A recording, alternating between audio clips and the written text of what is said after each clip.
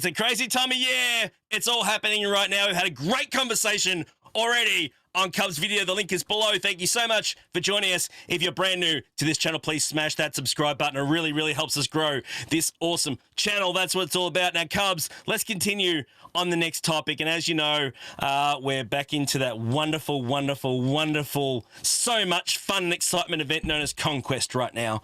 And we need to talk about it. We're a fair way in now. And they released, of course, the Conquest Pass and the Conquest Pass Plus a little while ago. And I need to talk about this one if we can, Cubs, because honestly, this one's really, really hard for me to actually commentate on, okay? And the reason is really simple, is that I'm a spender. I mean, it's straight up, okay? You guys know that. It's not something I hide. That's the way I play the game. It's my choice. I don't condone anyone to do it. But that it makes it a bit difficult for me to talk in these situations onto whether this is viable or not. Yeah. So I need to ask you, Cubs, for someone who's done the whole free-to-play thing and also who has done the, you know, just a bit of a dabble as well here and there along the way, as to whether you think these Conquest passes, one, either or both, are actually really good value or not for the player base. I'm just curious to get your thoughts. Yeah, so if we're talking strictly value, I think that the value is in the $10 pack. I think that is where you get the most bang for your buck. The reward track and all of the extra shards and everything you get there is actually very, very worth it, in my opinion. You also get some extra Omicrons out of it. To me, if $10 is something you can wrap your mind around spending on the game, this is some of the best $10 you can spend in the game, my opinion. Yeah. For me, on a personal level, I'm probably pretty much always going to get the $30 pass. I haven't bought it yet. I'm going to actually buy it after we're done recording here. But I don't love that they've done it this way, but it's kind of like one of those, well, it is what it is. But having that free data disk swapping is massive. So I did the first Conquest Pass. I tried to do it with just the $10 pass. I got to the very end, and I just realized I'm like, I need to swap data disks too much. I got to buy the $30 pass. So I got to the very end, and then with like 3 days left, I spent an additional $20 to get the Conquest Pass Plus, which was a terrible value. I should have just bought it at the beginning, but I ended up caving. And then the next one, I did it with it from the very beginning, and it was a huge quality of life boost. I hate monetizing quality of life, though. I think it is really lame on CG's part to put the free data disk swapping behind a paywall, but because that is what it is on an individual level, that's just kind of what I get.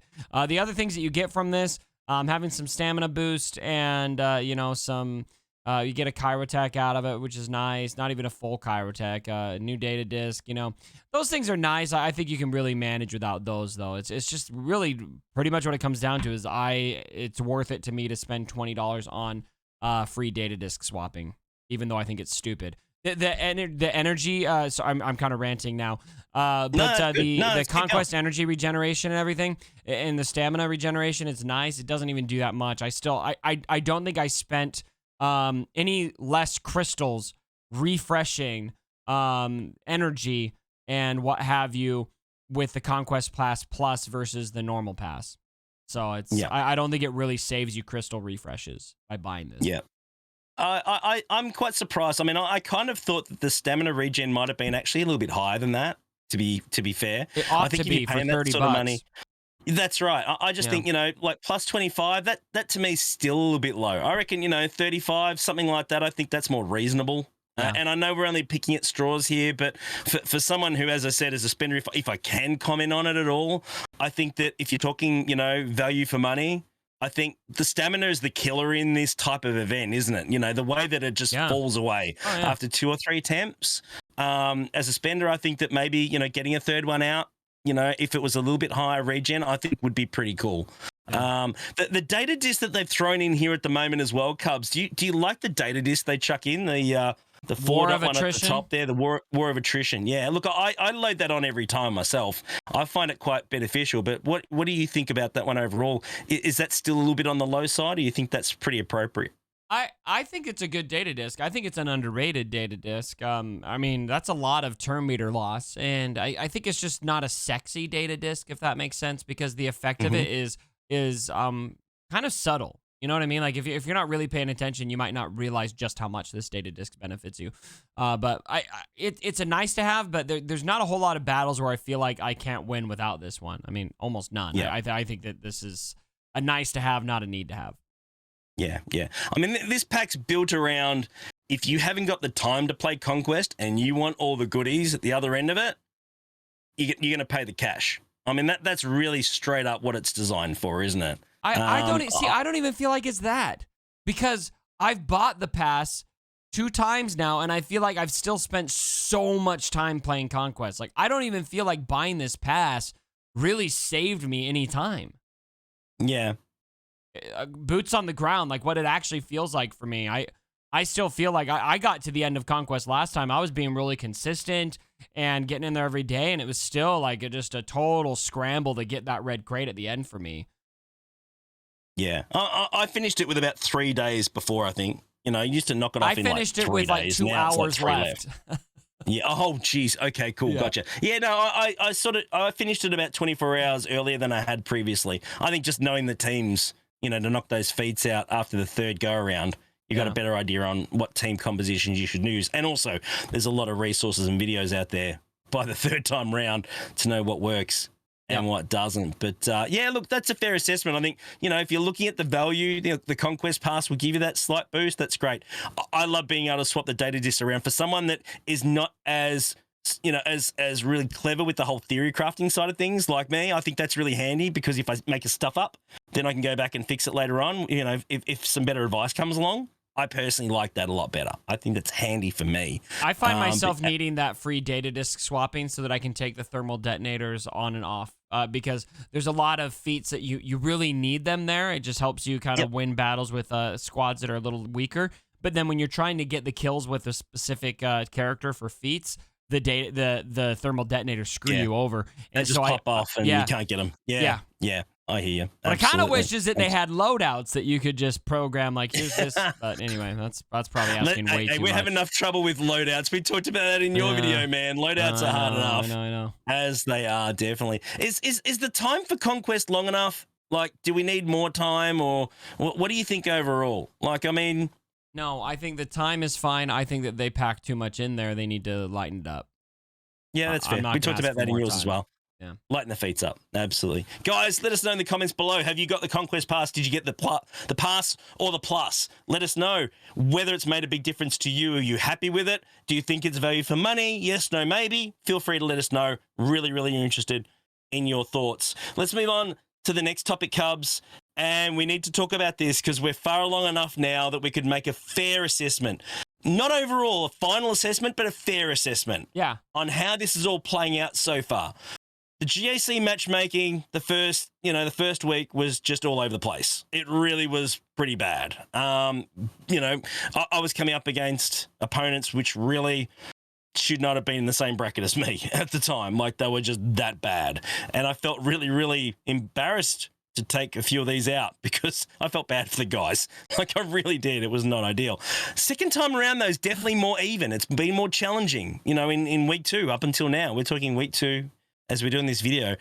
And I'm definitely starting to see it settle down a little bit more, Cubs. Are you finding the same, or is it still a little bit more varied? I'm curious to get your thoughts on that. Yeah, so the biggest thing I'm going to say to people is be patient with this and don't take everything at face value. And I'll give you the best example of this. So I was winning at the beginning. I got pushed up into a higher bracket. I was in Kyber 2. Now I'm hitting in Kyber 1. And I'm consistently facing guys who have 2 to 3 more Galactic Legends than me.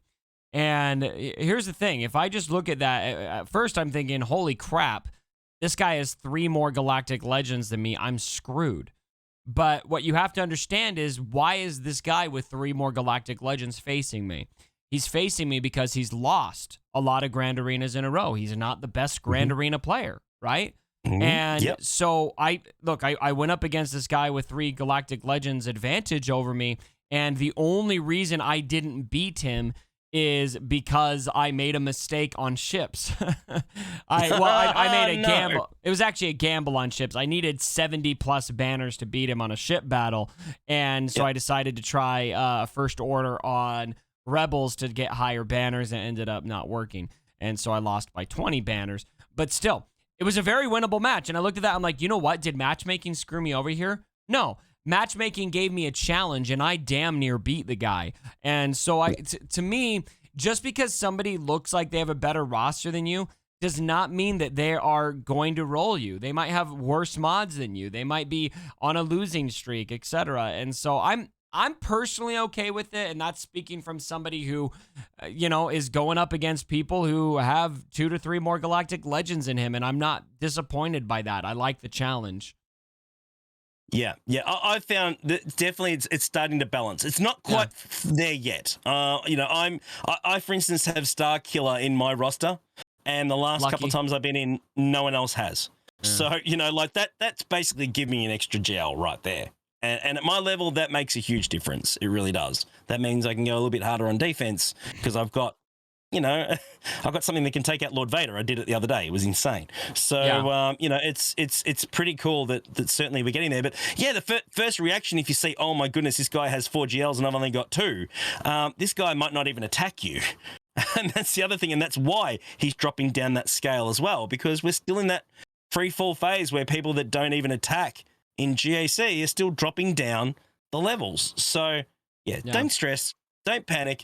Give it everything you've got. It's still going to take you a little bit more time to balance it out, but I can see the positivity and the idea on where this is going. I can see it, and I see it's going to work. It's just going to take a bit longer. That's how I feel, Cubs. Do you feel the same as that or not? Yeah, and already I'm seeing it kind of do that. I on an individual level, I won some grand arenas, and the matchmaking said, okay, here's some tougher competition. And I like that.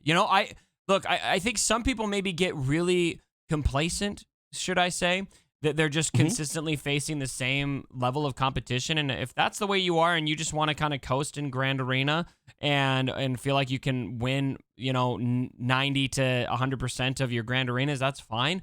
I personally would rather that competition get harder. I don't want to be complacent. There's a competitive nature in me. It's like, I saw that guy with 6 GLs. I was like, freaking bring it on. You know what I mean? Like, I felt like I could beat the guy. And he placed 4 GLs, and I held all 3 of mine, and I have a Qui-Gon Jinn Omicron. I was able to handle it, And so, I don't know. It's just my take. But I could appreciate. I'm not trying to tell people that they shouldn't be disappointed if they're feeling outmatched. Yeah, that's right. No, it's fun. And also, guys, more important than ever. More important than ever. Can't even talk now. It's late here, right? Mods are so important again now, guys. Invest some time in your mods. Get them dialed in. Make sure you get them all dialed in before lock.